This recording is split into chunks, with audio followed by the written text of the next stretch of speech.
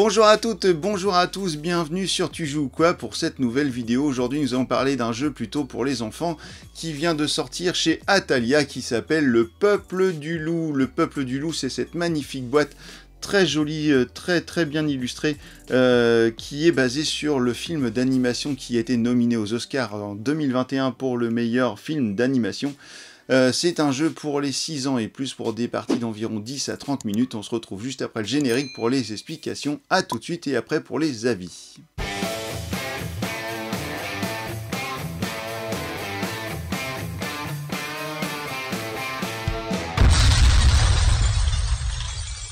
Voici une mise en place pour 2 joueurs du Peuple du Loup. Donc ici nous avons le grand plateau avec les différentes parties du jeu. Donc ici vous avez la tanière de l'esprit du loup, la forêt.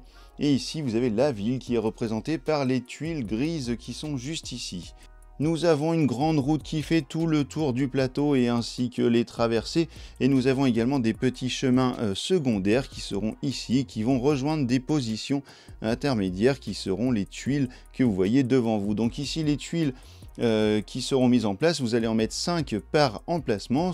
Donc vous allez avoir des tuiles vertes qui vont correspondre aux cases forêt et vous avez également 3 petit tas de 5 tuiles grises qui vont représenter la ville. Nous avons ici tout en haut 2 pions noirs qui représentent les vilains soldats qui eux vont devoir découvrir la tanière du loup avant que nos joueurs, les Wolfwalkers, ramènent l'esprit du loup dans la tanière, puisqu'en effet le but du jeu sera de retrouver les différentes pièces du puzzle qui composent l'esprit du loup afin de le ramener juste ici. 3 esprits de loup, donc le loup rouge, le loup jaune et le loup bleu seront dispersés comme ceci parmi toutes les tuiles et vous allez avoir à chaque fois donc 3 parties de corps du loup. Vous allez avoir l'arrière, le corps du loup et la tête du loup, sachant que la tête se trouvera forcément dans les tuiles qui sont grises ici. Donc les joueurs vont devoir se déplacer et aller sur les petits symboles comme ceci qui seront les symboles que vous allez retrouver sur le dé. Et à chaque fois que les joueurs vont se déplacer sur les faces de symboles qui sont ici, que vous allez retrouver sur le dé, eh bien vous allez découvrir des tuiles lorsque vous serez connecté aux différentes cases comme ceci par des chemins secondaires. Vous allez ainsi partir à la recherche de vos éléments de l'esprit du loup et peut-être d'autres cartes qui vont vous servir. Mais attention, vous allez également avoir des tuiles qui seront des tuiles de déplacement de soldats et qui vont bien vous embêter puisque ces tuiles vont vous faire descendre les soldats peut-être jusqu'à la tanière. Si un soldat arrive sur l'une des 4 runes qui se trouvent ici, eh bien alors la partie sera perdue. Je vous parle des cases runes, et bien en fait à chaque fois que vous allez traverser une case rune avec l'un de vos personnages, vous allez gagner une rune ici qui sera en fait la monnaie du jeu. Donc le but sera de lancer le dé à chaque fois et vous allez avoir une face oiseau, une face cerf, une face patte de loup ou d'ours, une face arbre. Et en fait, suivant le symbole que vous allez obtenir sur le dé, eh bien vous allez vous déplacer. Par exemple, ici, si le joueur bleu Robin obtient une patte d'ours comme ici sur le dé, il va devoir emprunter un chemin qui va le mener à ce symbole en essayant de passer par le plus de runes possible pour obtenir le plus de pièces possible. Donc on peut s'apercevoir que si Robin utilise ce chemin, eh bien il va pouvoir prendre une rune ici, une deuxième ici, et il pourra soit s'arrêter sur cette patte juste ici, soit sur celle-ci qui est connectée à 2 tuiles de forêt. S'il prend ce chemin, il va pouvoir prendre une rune ici et à s'arrêter ici sur la patte. Celui-ci, il s'arrêtera juste ici et pourra alors découvrir les 2 tuiles qui sont juste là. Et s'il prend ce chemin, il va s'arrêter juste ici et ne découvrir qu'une seule tuile. Donc pour Robin, à ce moment-là de la partie, le plus intéressant serait par exemple de prendre 1, 2 et de s'arrêter ici afin de découvrir une première tuile ici et une seconde ici grâce au chemin connecté. Donc vous voyez qu'ici j'ai trouvé déjà l'arrière de l'esprit d'un loup, donc le loup jaune, et ici nous avons un symbole particulier. Alors je vous propose de faire tout de suite un point sur les différentes tuiles que l'on peut trouver dans le jeu et on se retrouve juste après pour la suite des explications. Voici les différentes tuiles que vous allez rencontrer dans le jeu. Donc celle-ci par exemple sera la petite promenade de santé. Cette tuile n'aura aucun effet ni positif ni négatif pour les joueurs. Grâce à cette tuile, si vous payez 2 runes, vous allez pouvoir avoir un tour supplémentaire. Donc dans le mode de jeu coopératif, cette tuile se jouera aussitôt. Dans le mode compétitif, vous allez pouvoir la conserver. Grâce à cette tuile de 2 runes, eh bien, vous allez pouvoir choisir 3 tuiles retournées qui sont déjà face cachée sur le plateau. Vous allez regarder un petit peu secrètement ce qu'il y a dessous et les replacer à leurs endroits. Voici une des tuiles qui va faire déplacer les méchants soldats sur le plateau. Donc lorsque vous tombez sur une tuile comme celle-ci, eh bien, vous êtes obligé de déplacer l'un des 2 soldats vers la direction de la couleur indiquée, comme ici le jaune. Si vous tombez sur une tuile comme celle-ci, eh bien là, pas de chance pour vous, vous allez devoir choisir un des 2 soldats et faire les 2 déplacements dans les 2 flèches indiquées sur la tuile. Au niveau de la ville, si vous dépensez 3 runes, vous allez peut-être tomber sur cette tuile qui va vous permettre de choisir l'un des soldats du board et de le déplacer d'une case, en fait d'un rune, dans la direction que vous voulez. Donc ceci peut vous permettre de vous sauver la mise pendant un petit moment. Au niveau des tuiles de l'esprit du loup, voici donc pour un coup de 3 runes la tête du loup que vous trouverez dans la ville, puisque ça c'est une tuile grise, donc les tuiles avec les têtes, vous les trouverez toutes au niveau de la ville. Pour un coup de 2, vous allez récupérer le corps du loup, et pour un coup de 2, hop, si je la mets dans le bon sens c'est mieux, vous allez récupérer les pattes et la queue du loup pour former votre esprit du loup entièrement. Grâce à cette tuile, pour un coup de 3, vous allez pouvoir utiliser cette tuile comme un joker, c'est-à-dire que vous allez pouvoir remplacer n'importe quelle partie du corps de l'esprit du loup, et ainsi même la couleur. Vous allez pouvoir prendre cette tuile pour remplacer n'importe quel morceau, donc ça c'est très cool. Si vous avez réussi à récupérer par exemple les 2 morceaux du corps et de l'arrière de l'esprit du loup, et bien avec celle-ci, vous n'aurez pas besoin d'aller jusqu'à la ville pour trouver la tête. Grâce à cette tuile, vous allez pouvoir faire de l'échange, donc vous allez pouvoir échanger des tuiles en votre possession avec d'autres tuiles en possession d'autres joueurs à partir du moment où ils sont d'accord. Attention à cette tuile, si vous la récupérez à un moment donné, eh bien tous les joueurs vont perdre leurs runes, tous les joueurs perdent l'argent qu'ils ont devant eux et devront le remettre dans la banque de runes. Et enfin la dernière carte, pour un coup de 3, vous allez pouvoir prendre une tuile face visible ou face cachée n'importe où sur le plateau. Vous allez pouvoir la regarder et puis la remettre face cachée là où vous le souhaitez. Enfin, nous avons cette tuile d'action spéciale, donc pour un coup de 5 runes, vous allez pouvoir faire l'action qui est juste ici si vous le souhaitez. Soit rejouer un tour, soit faire de l'échange, soit déplacer une tuile là où vous le voulez. Attention également au niveau du dé, donc vous avez tous les symboles et vous avez 2 faces spéciales, donc celle-ci qui permet d'acheter une tuile n'importe où sur le plateau, même si vous n'êtes pas à côté. Et vous avez également cette face qui va vous permettre de révéler une tuile n'importe où sur le plateau. Donc soit quand vous tombez sur l'un ou sur l'autre, soit vous faites l'action de cette face, soit vous décidez de relancer le dé pour espérer tomber sur un petit symbole et vous déplacer sur le plateau. Donc Robin, en se déplaçant, a gagné 2 runes qu'il met juste à côté de lui. Et il peut, s'il le souhaite, acheter directement l'esprit du loup, en fait la 3e partie du corps de l'esprit du loup. C'est ce qu'il va faire, il va le prendre et le poser juste à côté de lui. Il reprend ces 2 pièces et les remet dans la banque. Alors si vous jouez dans le 3e mode de jeu, c'est-à-dire celui-ci, le mode le plus complet, eh bien chaque joueur va avoir son esprit de loup à récupérer pour essayer d'amener un esprit de loup dans la tanière. Si vous jouez dans le mode 1, l'esprit du loup qui vient d'être acheté, à ce moment-là, serait mis par exemple ici, afin d'être collectif pour tout le monde. Arrive donc le tour du second joueur qui lui va lancer le dé, obtenir un oiseau. Donc en fait, il peut passer ici pour aller juste ici prendre l'oiseau. S'il passe ici, il va être obligé de s'arrêter sur cette tuile.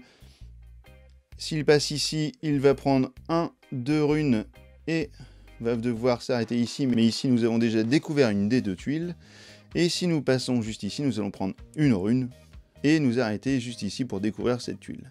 Donc peut-être le plus intéressant dans le cadre de la coopération entre les joueurs, c'est peut-être d'aller chercher 1 et de s'arrêter ici sur 2 pour l'oiseau, en prenant donc une rune et en découvrant les 2 cases connectées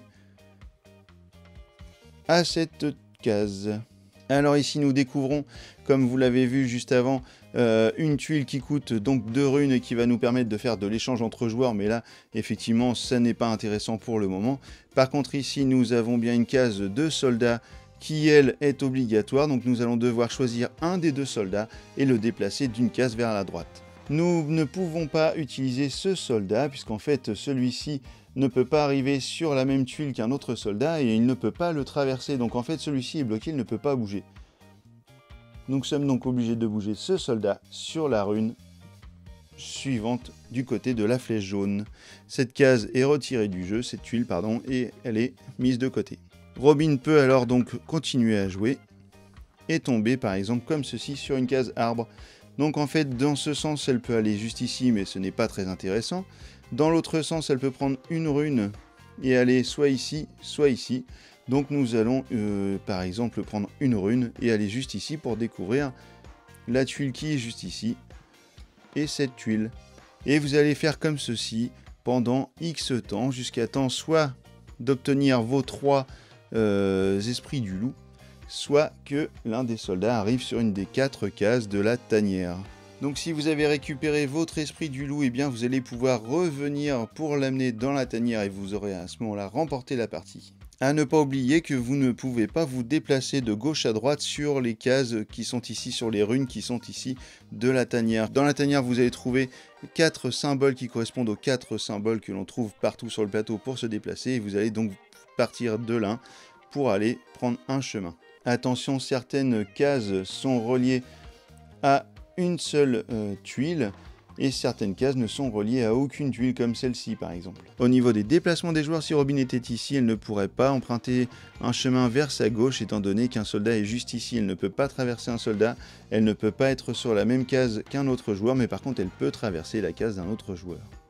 Un soldat quant à lui peut tout à fait traverser la case de Robin sans problème.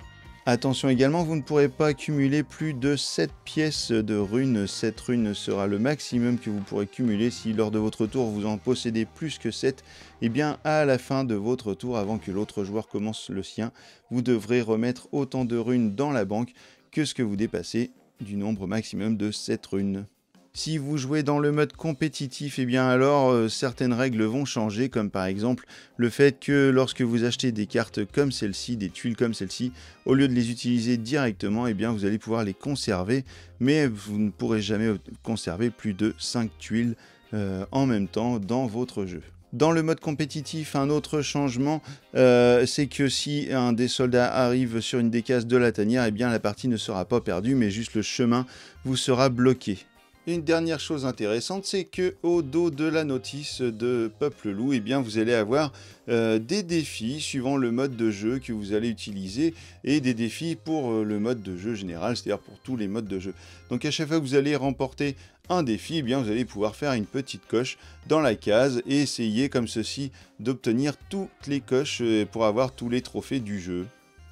Et bien voilà, maintenant que vous savez tout sur le Peuple du Loup, on se retrouve dans quelques instants, juste après le petit jingle pour les avis.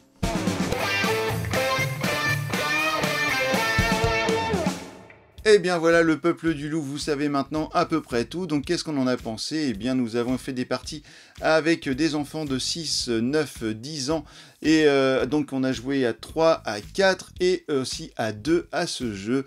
Et franchement, c'est une partie de plaisir à chaque fois.